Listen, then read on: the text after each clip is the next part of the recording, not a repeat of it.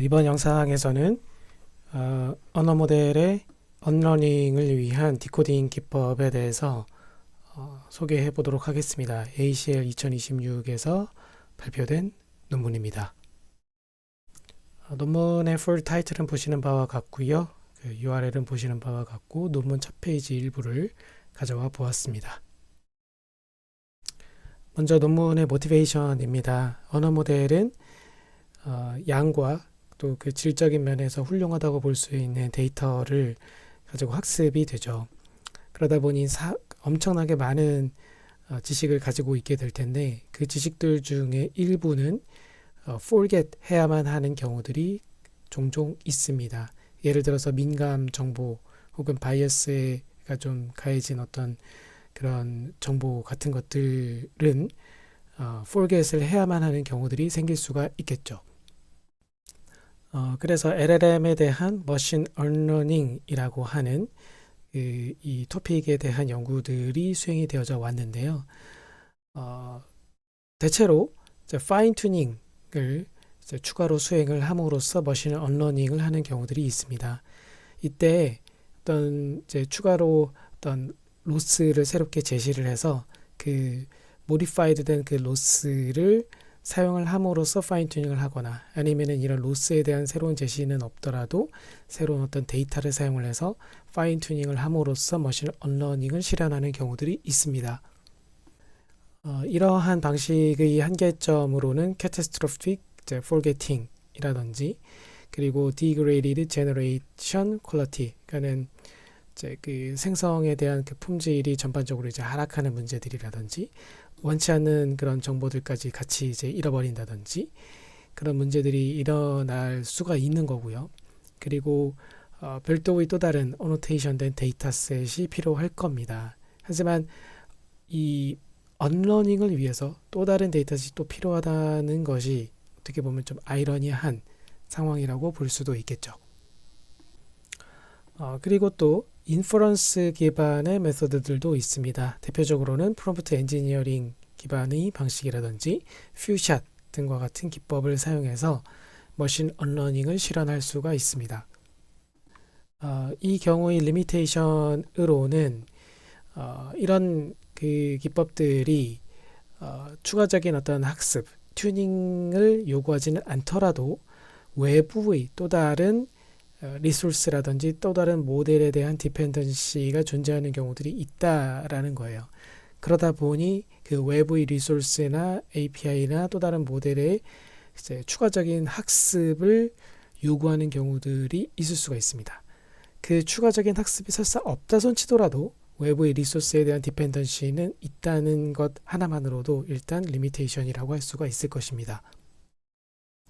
또한 이런 인퍼런스 베이스드 메소드라 할지라도 어떤 센시티브한 그런 데이터셋들에 대한 요구가 있을 수가 있겠고요. 왜냐하면 외부에 대한 그 트레이닝을 하고자 하는 경우 이런 데이터셋들이 필요할 수가 있을 거고요.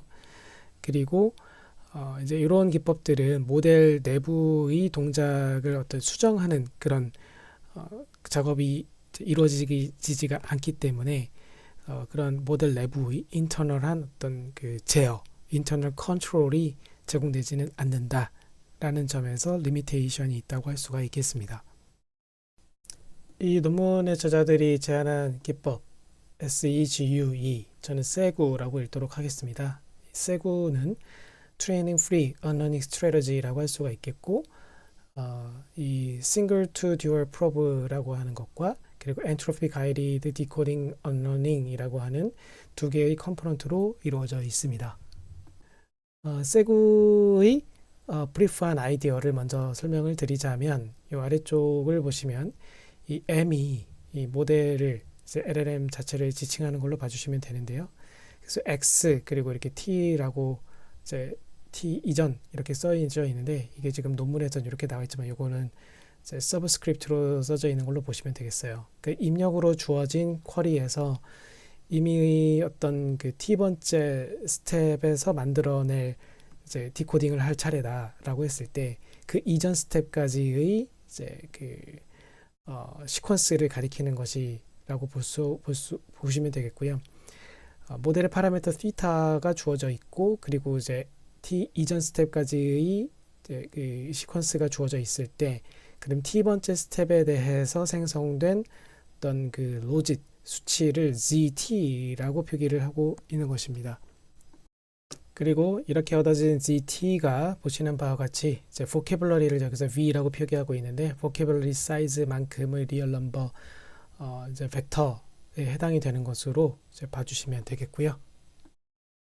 그랬을 때 이 zt를 가지고 이제 화살표가 이제 왼쪽과 오른쪽으로 나눠지고 있는데, 왼쪽 거는 이제 기존에 이렇게 해왔다는 것이고, 오른쪽 거는 이 논문의 세구가 이렇게 하고 있다라고 이제 비교해서 보여주는 거라고 보시면 되겠는데요. 먼저 이 왼쪽 거부터 먼저 보시면은 ZT가 이렇게 정의가 되었다고 했을 때, 그러면은 이제 T번째 스텝에서 만들어져야 될 그 토큰이 임의의 V, 임의의 어떤 토큰 V의 B일 그 확률 P를 이제 이렇게 정의하게 된다는 얘기예요. 이것은 지금 보시면은 뭐 익스포넨셜로 해가지고 모든 토큰들에 대한 합이 분모에 들어가 있고, 그리고 그 vocabulary 안에 있는 임의의 V에 대한 그 수치 값을 이제 그 분자로 가지고 있는 것이죠. 이렇게 해서 결국은 이제 그 샘플링을 해가지고 T번째 스텝에서의 어떤 특정 토큰이 이제 결정이 될 것입니다. 자, 그런데 이제 세구 같은 경우에는 좀 일반화해서 봤을 때 이렇게 볼 수 있다라는 건데요. 보시면 이제 똑같이 T번째 스텝에서의 XT에 대한 probability를 이제 이렇게 보고 있는 것이에요. 또 이제 소프트맥스를 씌워줬는데, ZT를 단순히 이용하는 것이 아니라 ZT 플러스 한 다음에 어떤 임의 함수 F를 써주고 있거든요. 여기서 이 F 함수로 지금 표현되는 이 텀을 이제 intervention term이라고 논문에서 지칭을 하고 있어요. 그럼 여기서 이 intervention term, intervention function이라고 할 수 있는 F가 취하는 이 매개 값이 보시면은 X의 T 이전 스텝까지, 즉 T 현재가 지금 T번째 스텝인데 그 이전 스텝까지 X를 취해서, 이것은 이제 우리가 보통 컨텍스트라고 부르죠. 그래서 컨텍스트에 해당이 되는 로짓 값들을 사용을 해서 어떤 값을 만들어내고, 그 값을 현재 스텝에서의 로짓이라고 할 수 있는 ZT와 함께 더해서 그것을 가지고 현재 스텝 T번째에 대한 토큰 생성을 하겠다라는 것으로 좀 일반화해서 수식 차원에서 설명하고 있다라고 보시면 될 것 같습니다. 자, 그럼 논문에서 첫 번째 컴포넌트라고 했었던 싱글 투 듀얼, 줄여서 S2D 프로브에 대해서 설명을 해보도록 하겠습니다. 어떤 인풋 시퀀스가 길이가 n이라고 하도록 하겠습니다. 그것이 주어져 있고, 그랬을 때 length t만큼의 task specific probe라고 하는 것을 그 input 시퀀스 뒤에다가 붙여주게 됩니다. 여기서 이 probe라는 것은 그냥 natural language로 되어 있는 suffix예요. 그러니까 인풋으로 주어진 어떤 그 쿼리가 있을 때, 오리지널 그 질문이 있을 때 그 뒤에다가 임의로 append를 붙이는 그 suffix를 append 하는 거예요. natural language로 되어 있는 suffix입니다. 이 probe에 대한 디자인은 당연히 이 세구 기법을 사용하는 개발자에게 달려 있습니다. 자, 그럼 이렇게 프로브를 붙인 상태에서 일단 forward pass를 한번 처음에 합니다. 그러고 나면은 이 그 hidden state들을 쭉 얻어낼 수 있게 될 거예요. 그럼 여기서 말하는 L이라는 것은 이제 그 트랜스포머 레이어가 L개만큼 있다고 했을 때, 그는 제일 위쪽 레이어에서 얻어지는 hidden representation을 말하는 것이고요. 이 H1에서 이 1은 스텝 넘버입니다. 그래서 제일 첫 번째 토큰에 대한 hidden representation, 두 번째 스텝에서 hidden representation 이렇게 쭉쭉쭉쭉 얻어지게 될 거다. 그럼 여기서 n 번째 거를 이렇게 또 표기를 해준 이유는 이 인풋 오리지널 인풋 시퀀스가 1번째부터 n번째까지에 대한 거이기 때문에 그래서 이렇게 한번 표기를 해준 것이라고 보면 되겠고요. 그리고 나서 그 뒤부터 해가지고 n 플러스 t번째까지 쭉 또 계속 이어져서 히든 레프레젠테이션이 나오는데 그 이유는 뒤에다 우리가 이 타스크 스페시픽 프로브를 붙였기 때문이죠. 그 프로브 길이가 t라고 했기 때문에 n 플러스 t까지 히든 레프레젠테이션을 구할 수 있게 되는 것입니다. 자, 이렇게 쭉 구하고 나면은 여기서 이 맨 마지막 스텝, 이 프로브까지 다 거친 그 결과인 히든 레프레젠테이션에 대해서 LM 헤드를 거쳐 가지고 넥스트 토큰 프리딕션을 하게 됩니다. 근데 이때는 yes, no 요 두 가지 중에서 하나만 선택할 수 있게끔 한정을 지어서 넥스트 토큰 프리딕션을 하게 되겠습니다. 그래서 이게 말 그대로 보캐블러리가 원래는 굉장히 클 텐데 그 보캐블러리 가지수 굉장히 클 텐데 딱 이 두 가지만으로 한정을 지은 즉 restricted vocabulary에 대한 프로젝션이다라고 볼 수 있겠고요. 그리고 그리디 디코딩 방식으로 해가지고 이렇게 넥스트 토큰 프리딕션을 하게 되겠습니다. 자, 여기까지 설명을 드리고 나면은 약간 모호하다고 생각되실 부분이 아마도 프로브가 도대체 뭘까일 것입니다. 이따 뒤에서 살펴보겠지만 프로브는 그냥 이 타스크 스페시픽하게 이 개발자가 직접 설계한 내추럴 랭귀지 서픽스에 불과해요. 그래서 일종의 그냥 시스템 그 오퍼레이션 같은 거다라고 그냥 봐주시면 됩니다. 그래서 그렇게 얻어진 원래의 질문 뒤에다가 붙여서 프로브를 붙여서 얻어진 거에 대해선 무조건 yes 또는 no밖에 안 나온다. 그 얘기는 이 타스크 스페시픽 프로브가 이 yes 또는 no라고 답변하게끔 강제하게끔 되어 있다는 얘기예요. 그렇게 설계가 되어 있다는 얘기예요. 뒤에서 보시면 그렇게 되어 있는 것을 확인하실 수 있습니다. 그래야 이게 의미가 있는 거잖아요. 이 프로브의 내용과 그리고 이 restricted vocabulary에 대한 넥스트 토큰 프리딕션이 맞아 떨어져야 의미가 있는 거겠죠. 그래서 그렇게 프로브에 의해서 yes 또는 no 둘 중에 하나만 샘플링을 하도록 강제를 시키는 한편 실제로 리스티드 보캐블러리에 대해서 넥스트 토큰 프리딕션을 수행하게 됩니다. 그럼 여기서의 yes 또는 no는 어떤 용도로 결국엔 사용이 되느냐, 이렇게 얻어진 yes 또한 no의 여부를 통해서 forgetting decoding strategy를 취할지 retention decoding strategy를 취할지를 선택하는 용도로 이것을 쓰게 됩니다. yes가 나왔느냐 no가 나왔느냐에 따라서 이 원래의 오리지널 인풋 시퀀스에 대한 답변을 생성을 할 때 forgetting decoding을 할지 retention decoding을 할지를 결정을 하겠다는 의미예요. 자, 이 논문의 제목으로 다시 돌아가서 보면은 논문의 제목이 decoding unlearning입니다. 그래서 fact를 forgetting 하겠다는 거거든요. 그래서 사람들이 질문을 이제 오리지널 시퀀스로서 올린 그 질문이 있을 때 그 질문이 어떤 예를 들어 개인정보를 침해할 수 있는 어떤 정보를 얻어내기 위한 질문이었다. 그러면 실제 그 개인정보를 모델이 알고 있다 하더라도 그거를 이제 리스폰스로 내뱉으면 안 되는 거겠죠. 네, 그래서 그 내뱉으면 안 되는 상황인지, 내뱉으면 안 되는 거다. 그럼 잊어버려야 되니까 forgetting 디코딩 방식을 취하겠다는 거고, 그래도 뭐 좀 괜찮겠다 싶으면은 꼭 그렇게 잊어버려야만 하는 그런 상황은 아닌 것 같다 싶으면은 리텐션 디코딩 기법을 취하겠다라는 그런 의미가 되겠습니다.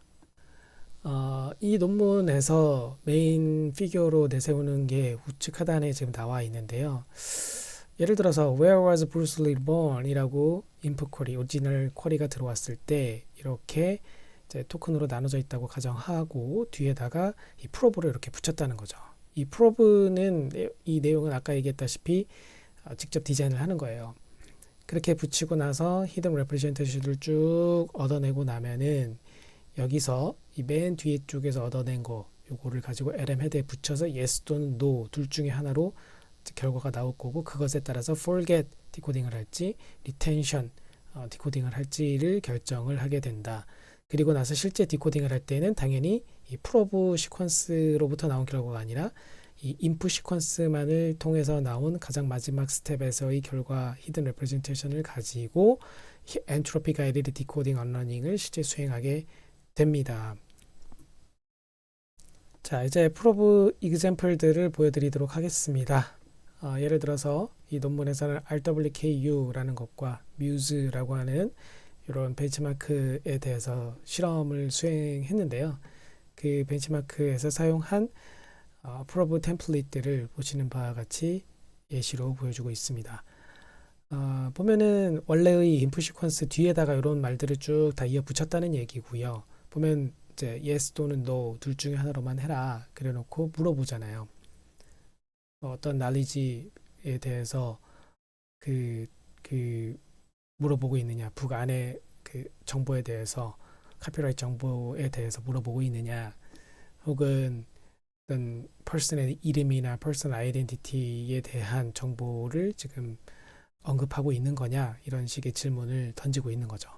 그래서 이게 yes가 나오면은 그거는 센시티브한 케이스라고 보게 되기 때문에 앞장에서 얘기하는 forgetting decoding 기법을 취하게 되고, 그렇지 않으면 retention decoding을 취한다.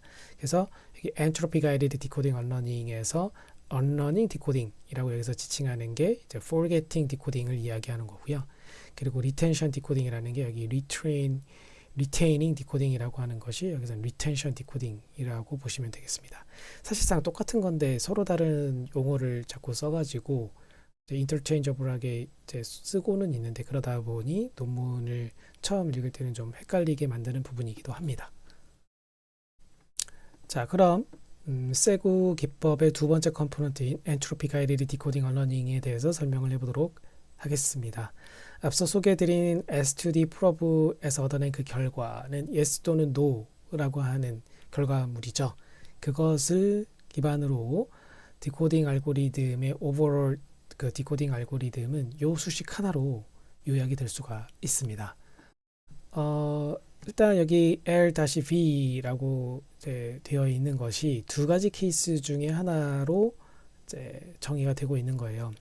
우선 여기 쿼리 I 번째 쿼리의 쿼리가 R에 속했냐 이렇게 써져 있는데, 사실 요 수학적인 요 노테이션이 사실 좀 약간 직관적이지 않고, 그리고 노테이션들도 자꾸만 바뀌어가지고 그래서 논문상에서 약간 헷갈리게 써져 있다는 느낌을 좀 받기는 했는데요.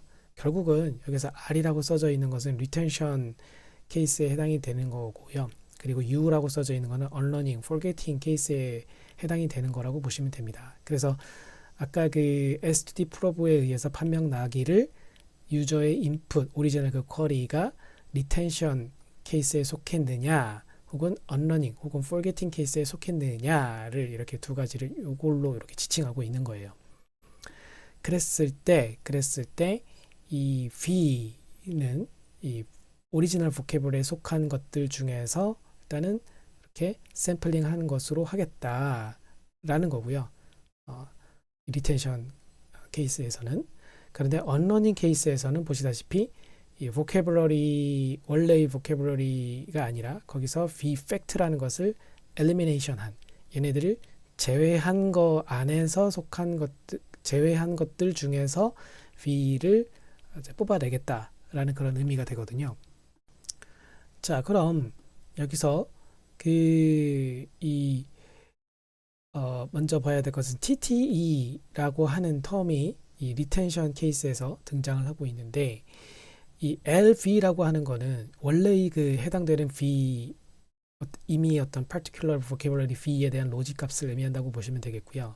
그 로직 값을 그대로 쓰지 않고 베타, 이건 이제 하이퍼 파라미터라고 보시면 되는데, 베타를 곱한 TTE 값을 뺀 것을 가지고 로직 값으로 쓰겠다라는 의미가 돼요. 그럼 이 TTE가 뭘까를 일단 이제 봐야 될 것이고요.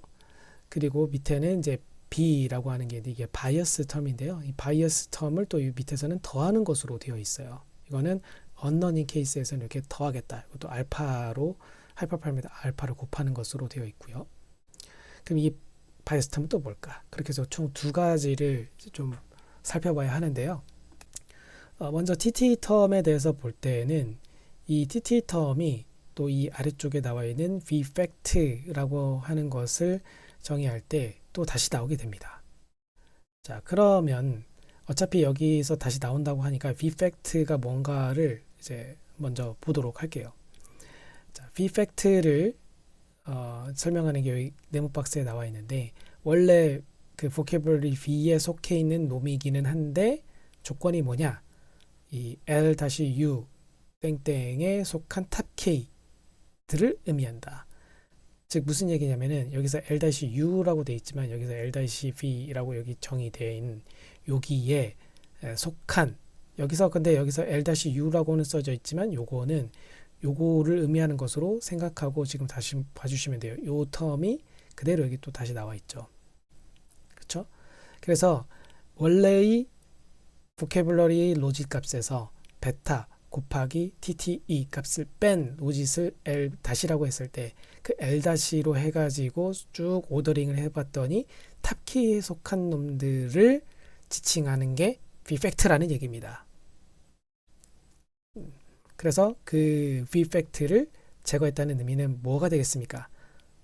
즉 요렇게 원래의 로짓에서 일종의 그 어드저스트먼트를 그 취한 그 값의 약간 로직 값의 변형을 취한 TT에 의해서 변형을 취한 것들로 봤을 때 탑키들을 제거한 것들 중에서만 이제 그 샘플링을 하겠다라는 것이 되는 거죠. 자, 그렇다면 여기서 TT라는 건 뭘까? 일단 로직 값이 이미의 particular 그 V가 로직 값이 높다는 거는 그만큼 프라미싱 하다는 거잖아요. 얘가. 근데 그 프라미싱 하기만 하다고 그래서 얘를 무조건 정보를 내뱉을 게 아니라 예를 들면 요 아래쪽 그 메인 피규어에서 나온 것처럼 Where was Bruce Lee born? 이라고 물어봤는데 사실 진짜 정답은 샌프란시스코인데 얘가 원래는 답변을 제공하지 말아야 되는 상황이라고 가정하자는 거예요. 진짜 정답은 샌프란시스코가 맞는데 얘를 오히려 말하면 실패인 거죠. 이게 지금 민감 정보라고 가정하는 겁니다. 그럼 샌프란시스코를 말하면 안 되는데 그 샌프란시스코에 해당되는 그 토큰들이 여기서 높은 그 로직 값을 가지고 있을 거예요. 근데 그것이 설사 높다고 하더라도 빼주겠다. TT 값으로 빼주겠다는 얘기는 이 TT 값은 결국 이 텀들이 그만큼 위험한 텀들이면 이 값이 커질 거라는 것을 미루어 짐작할 수 있습니다. 그럼 얘네들이 어떻게 정의되어 있는지를 이제 오른쪽에서 보도록 하겠습니다. 먼저 P tilde 텀이 나와 있는데요. 여기서 I라고 소문자 I라고 되어 있는 거는 어떤 의미의 I번째 토큰, 여기서 말한 I번째 토큰이라 함은 시퀀스 상에서의 위치예요. 여기 where 얘가 1번째다, was는 2번째, 브루스는 3번째, 이렇게 그 의미의 I번째의 토큰에 대해서 노멀라이제이션이 된 컨트리뷰션을 의미해요. 현재 우리가 고려하는 어떤 의미의 vocabulary가 있다고 가정을 했을 때 particular vocabulary term, 그 vocabulary 아이템이 있다고 했을 때 걔를 VP라고 지칭하고 있어요. 그러면 그 VP에 대해서 얼마나 그 컨트리뷰션이 있는지를 노멀라이제이션을 한 그런 값이라고 보시면 되겠습니다. 자, 이게 왜 그 노멀라이제이드 컨트리뷰션이냐? 자, 여기 보면 S라는 함수가 나오는데 이 S라는 함수는 이 히든 레프레젠테이션 이미의 인터미디엇 레이어, 그 트랜스포머로 치면은 가운데쯤에 해당이 되는 어떤 중간보다 약간 위에 해당이 되는 어떤 인터미디엇 레이어에서 나온 해당 I번째 토큰에 대한 I번째 토큰에서 나온 히든 레프레젠테이션이에요. 그거를 이제 LM 그 헤드 W에다가 넘겨가지고 그래서 결국은 그 이 VP라고 하는 요 보캐블러리 아이템에 대해서 얼마나 로직 값이 나오는지를 S 펑션으로 정의하고 있는 것입니다. 그랬을 때 그 S 값에 의해서 나온 그 로직 값을 엑스포넨셜 해가지고 분자로 정의하고 있고 나머지 모든 다른 위치, I번째 위치가 아니라 다른 위치에 해당이 되는 다른 나머지 위치에 해당이 되는 값들도 다 구해서 더한 것이 분모예요. 예를 들면 이런 거죠. 여기서 Where was Bruce Lee born? 물음표라고 나왔는데 이 뒤에서 첫 번째로 답을 하려고 나오는 게 예를 들어 San이다. 그럼 sen이라고 하는 게 이제 BP예요. sen이 BP예요.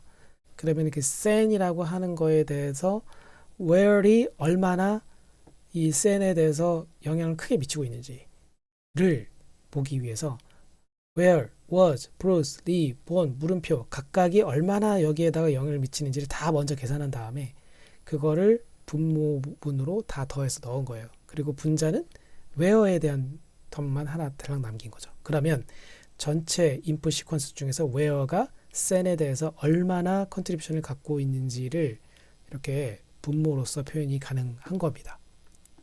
자, 그러면 여기서 한번 생각을 해봅시다. 샌프란시스코의 샌이라는 것을 가장 지금 우리가 타겟 그 VP로서 고려를 하고 있다.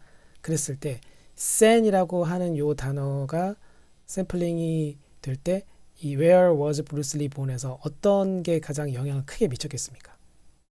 그게 지금 중요한 질문인데 이 논문의 저자들은 브루스 리라고 하는 요 텀이 샌이라고 하는 그 텀을 만들어낼 때 가장 큰 영향을 미치고 있는 컨트리뷰션이 가장 큰 놈들일 것이다. 다른 놈들에 비해서 얘네들의 영향력이 굉장히 클 것이다. 라고 가정하고 있는 거예요. 그래서 지금 요 그 샌프란시스코에서의 샌이라는 게 그만큼 굉장히 민감한 정보이고 중요한 정보인 거라면은 그만큼 인풋 시퀀스에서 특정한 놈들이 얘에 대해서 그 영향을 미치는 게 클 것이다. 얘가 그렇게 중요한 정보가 아니라면 이 모든 텀들 중에서 이 앞에 있는 인풋 시퀀스들에 대해서 특정한 텀들이 얘한테 많이 기여를 하는 그런 현상이 나타나지 않을 것이다라고 본다는 거예요. 그래서 엔트로피를, 셔넌 엔트로피를 사용하게 됩니다. 그래서 이 엔트로피 값이 작다는 것은 이 엔트로피 값이 지금 이 엔트로피를 사용해서 정의한 걸 TT라고 하고 있는데 이 TT 텀이 작다라는 것은 그만큼 특정 텀이 예를 들면 브루스 리라고 하는 이 특정 텀들이 샌에 대해서 굉장히 크게 영향을 미치고 있다. 컨트리뷰션이 얘네들의 두 개에 대해서 다른 애들에 비해서 압도적으로 얘네들한테 집중이 많이 되어 있다. 그런 상황에 TT가 작아지게 될 겁니다. 그래서 작은 값을 빼게 되면은 원래의 로짓 값이 더 유지가 되는 그런 현상이 될 겁니다. 자, 그렇다면 어떻겠습니까? TT 값이 작다는 것은 그만큼 해당되는 그 V가 예를 들어 sen이라는 걸 여기서 VP 여기서 그냥 V라고 표기하고 있는데 VP, B가 sen이었다. 그럼 그 sen은 특정 토큰들, 인풋에서의 특정 토큰들에게 주목받고 있는 놈이다. 그러면은 얘가 그 원래 가지고 있던 로직 값이고 그리고 TT 텀은 그만큼 여기 특정 놈들한테 주목받고 있는 거니까 이 값이 작을 것이고 그러면은 얘 값은 결국적으로 얻어진 L-는 커지게 될 거다. 크게 유지가 될 거다.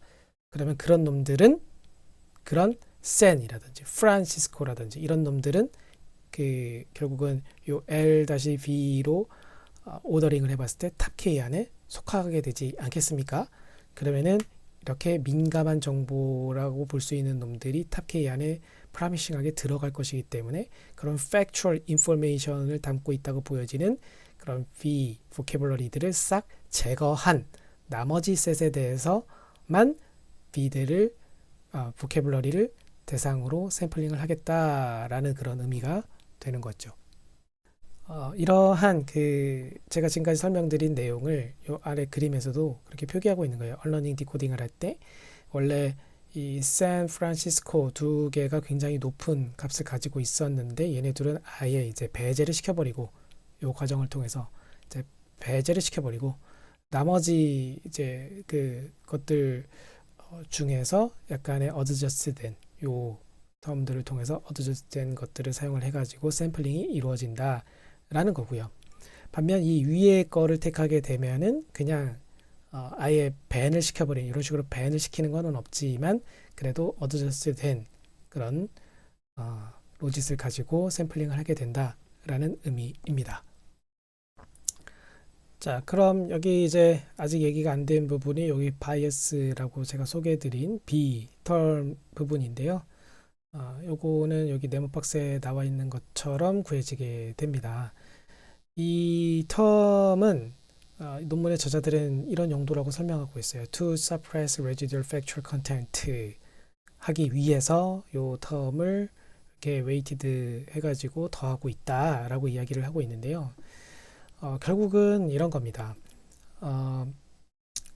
예를 들어서 A라는 어떤 그 토큰이 보캐블러리가 이제 요 과정을 통해서 이제 배제가 되었다. 근데 그 A라는 토큰하고 의미적으로 가까웠다고 볼 수 있는 A-라는 토큰이 여전히 이 보캐블러리에 남아 있을 수 있잖아요.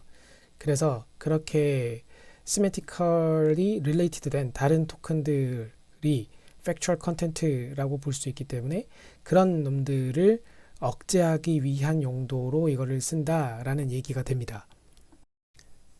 하지만 결국은 이 바이어스 그런 factual한 컨텐트, residual factual content에 대한 바이어스로서 B텀을 지금 정의하고는 있지만 결국은 이게 사용하는 핵심 값은 TT잖아요. TT는 결국은 인풋 시퀀스에 대해서 컨트리뷰션이 얼마나 분포가 돼 있느냐를 보는 건데, 고르게 분포되어 있냐를 보는 건데, 그럼 이걸 통해서 본다는 얘기는 결국엔 탑 K 안에는 못 들었더라도 그 탑 K에 들지 못했던 놈들에 대해서 다시 또 페널티를 준다는 얘기거든요.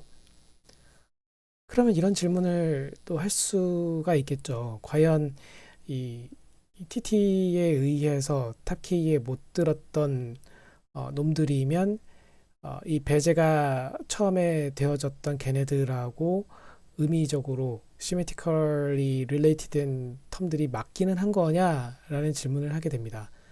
사실 그럴 수도 있고 아닐 수도 있는 거죠.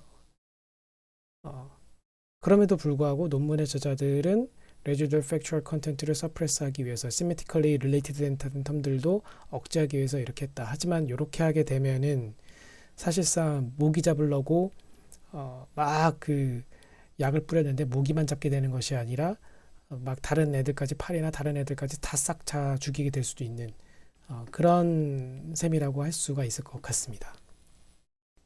자, 그럼 이제부터는 실험에 대해서 이야기해 보겠습니다. 논문에서 사용한 데이터셋은 일단 요 세 개가 RWKU, Muse, 그 다음에 WMDP 요 세 개가 이제 메인 벤치마크라고 보시면 되겠고, 그리고 MMLU도 사용은 한다고 소개는 했는데 실제 메인 리절트에서는 이제 보여주고 있지 않아서 좀 의아한 부분이 있고요. RWKU는 프라이버시 리키지에 대한 케이퍼빌리티를 측정하기 위한 것이고, 이렇게 보시다시피 레벨 3까지 제공이 되고 있고요. 그리고 또 특정 지식에 대한 이레이저를 그 언러닝 결과를 측정하기 위해서 뮤즈와 그리고 WMDP를 쓰고 있습니다. 뮤즈 같은 경우에는 북이랑 뉴스에 대해서 다루고 있는 거고요. WMDP는 조금 더 하이 리스크 도메인이라고 할 수 있는 바이올로지나 케미, 캠 그리고 사이버 요 세 개에 대해서 포함하고 있습니다. 이 세 가지 말고 MMLU 같은 경우에는 이제 머신 러닝을 하다 보면 당연히 제너럴 케이퍼빌리티가 떨어질 수 있는데 그거에 대해서 측정하기 위한 포텐셜 임팩트를 체크하기 위한 데이터셋으로서 고려가 되고 있는 거라고 보시면 되겠고요. 각각의 이 데이터셋들에 대해서 사용한 매트릭들이 오른쪽에 간략하게 나와 있어요. perf라고만 써져 있는 경우에는 이제 RWKU나 뮤즈 같은 경우에 이게 루지 L 리콜을 의미하는 걸로 보시면 되겠고요. 그 수식은 오른쪽과 같습니다. 여기서 G는 이제 골드 정답을 얘기하는 거고 P가 모델이 만들어낸 predicted sequence라고 보시면 되겠는데 그랬을 때 LCS라는 거는 longest common sub sequence예요. 그래서 이렇게 보시면 되겠고요. 그리고 WMDP에서는 그냥 accuracy를 계산하고 MMLU에 대해서도 accuracy가 쓰이는데 이때 그 accuracy는 gen이라고 표기하고 있고 fluency 그 결과에 대해서는 flu라고 표기를 하는 것으로 보시면 되겠습니다. 논문의 메인 리절트입니다. 일단 아래쪽 표 두 개, 테이블 1과 2를 보시면은 RWKU 그리고 WMDP에 대해서 보시는 바와 같이 이제 세고 기법이 컴페어러블한 혹은 더 좋은 결과를 전반적으로 보여줬다라고 보시면 되겠고, 기존의 다른 기법들 중에서 트레이닝이 적극 필요한 기법들도 있고 그렇지 않은 것들도 있습니다. 하지만 다른 것들은 트레이닝이 별도로 필요하지는 않더라도 별도의 어떤 그 리소스에 대해서 디펜던시들이 있는 것들이라고 보시면 되겠고요. 그리고 오른쪽에 있는 거는 그 뮤즈 데이터셋에서의 실험 결과입니다. 자, 어쨌든 이렇게 컴페어러블 하거나 혹은 그 이상의 결과를 보여주었지만 이 컴퓨테이셔널 이피션시 관점에서 봤을 때 압도적으로 좋은 결과를 보여주게 됩니다. 이제 디코딩 단에서만 움직이는 거다 보니 당연히 이제 그 타임이나 메모리 요구하는 것들에 대해서는 이제 최소일 수밖에 없고 파라미터도 당연히 추가로 요구하는 게 없다고 보시면 되겠습니다. 이것으로 이 논문에 대한 간략한 리뷰를 마치도록 하겠습니다.